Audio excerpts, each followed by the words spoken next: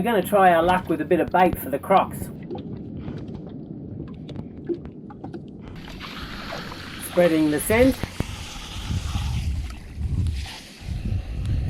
That'll do. Tie it to a big heavy log. And now we wait for dark.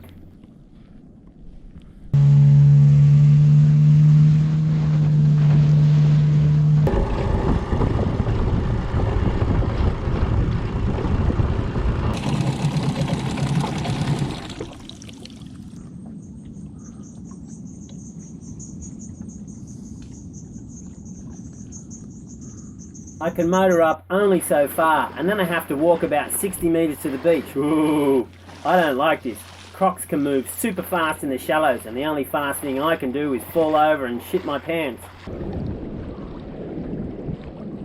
Crocodiles reflect the flashlight from their retinas, but I'm colourblind, so I don't know the colour. Different animals have different colours, but I just go for any light. There he is. He's over there. You can just see his light.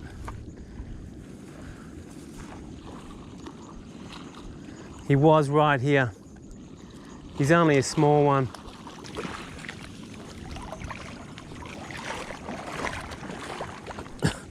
What's the chances of that happening? The fish is biting the lug. Jesus, let it go, man. Well, at least one of the crocs has eaten some of the fish. I don't know if you can see his eyes, he's looking at us. He's about 20 metres away, he's moving that way, moving to the right.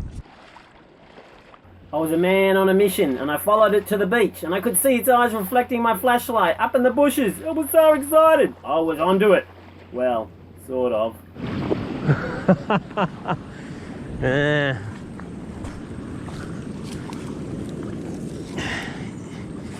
It's a shoe.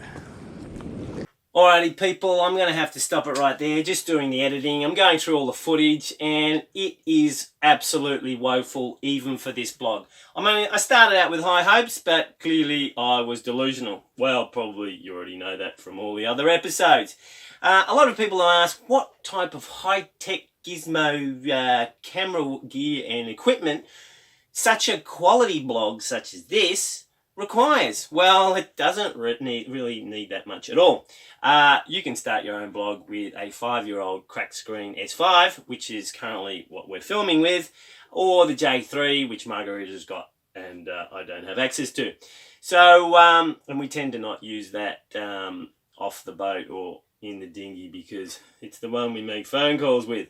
Also, you need a single battery waterproof torch. Make sure you get the turny ones, none with the external switches. They're absolutely rubbish. This is $13. You need a head torch. And we do have fake pro GoPros. I call them fake pro because, well, we're anything but pro. Thanks to wonderful Wayne in Florida. Although we've got some intermittent sound quality issues with that. And everyone is complaining about our sound, and I don't want to make it worse. So I didn't take it out on Croc Night. So the footage, really, really terrible. Looks like we'll have to resort to seeing the croc in the daytime.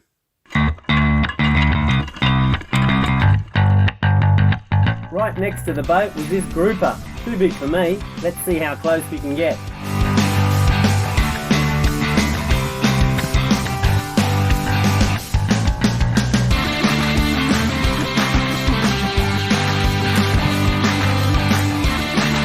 And then I came upon this. It's a big ship scattered over about 100 metres.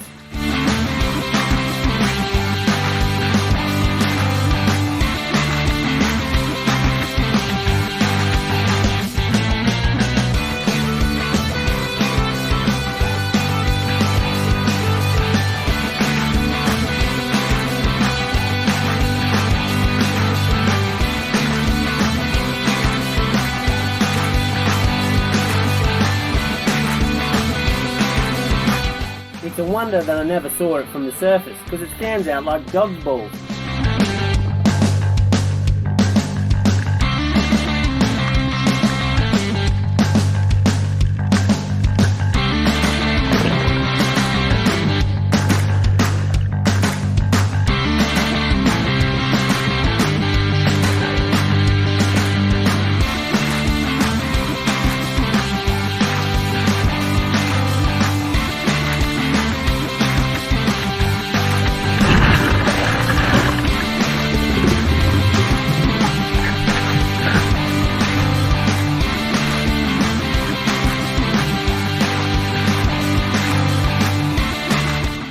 snapper was right underneath me. Following shots are bad. There's a good chance I'll butcher it and lose it, so let's await a better opportunity. Look at the size of this snapper, and it's only in about 5 feet of water. Dead easy to shoot, but again way too big for me. But looking at it too long, I missed that much smaller one down on the right. Bugger.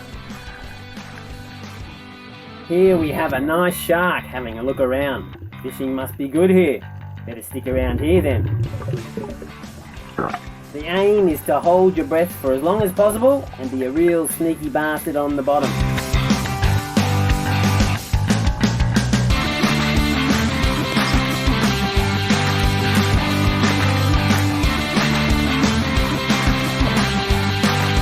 That's a dog snapper right there, but again it's a following shot, no good. But here we go, his friend has come to his rescue. Shock stuff, there's dinner. I attached the fish to the end of the gun. There's nowhere else to put it. I don't use my fish float in the shallows, so it's not brilliant when we see our first shark coming in on the action. Not dangerous, he just wants a free meal. Well, he's not getting it from me. He can kiss my ass. Well, bite it more likely.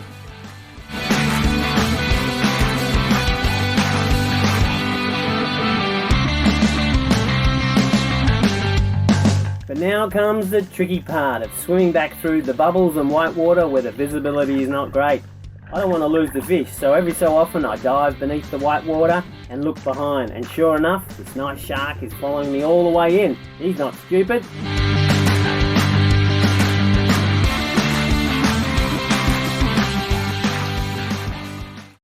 This is Andie, and this is his foil board. Check it out, how freaky is that?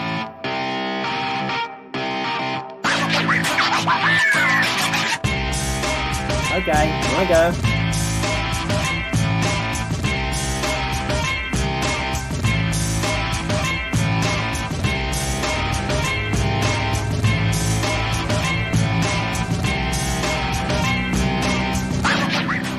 It is really foot pressure sensitive and a bit tricky at first, but when you're up and planing, it is a weird feeling. It's just so smooth.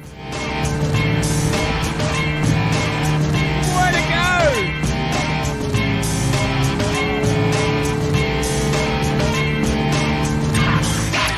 Nobody wants to see more of this unless there are bikinis, but crashes are altogether different. So here we go.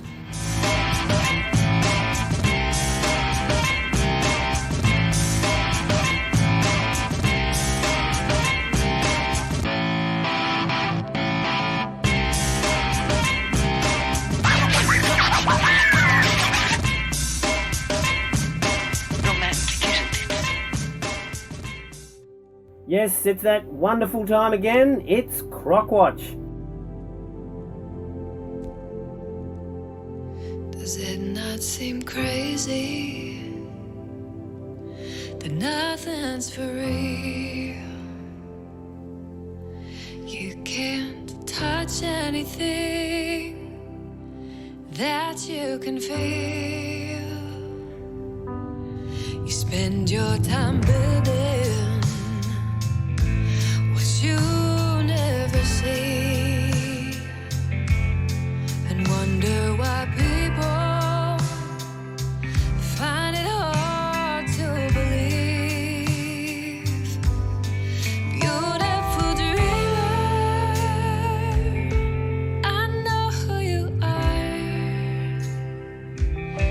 You are a believer back at the start. This looks better, but it doesn't move. 10 minutes later and I'm still hovering the drone. Running low on battery too.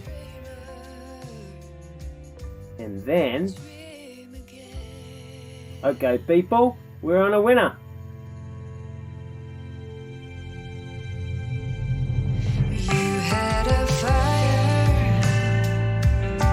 inside of your soul that made us all wonder where it would go. You lay it all out there, your heart where do you think this is all taking place? Far away, 4 islands distant maybe? Well, I flew 4 islands away, but I needn't have bothered because it was happening right here. Beautiful dreamer, well, I know who you are. You were a believer, oh, back at the start. And your heart of gold still lost treasures untold, but it's buried. Now where are you off to, you beautiful creature? Have you spotted some dinner? Well, I guess you have. Give up now.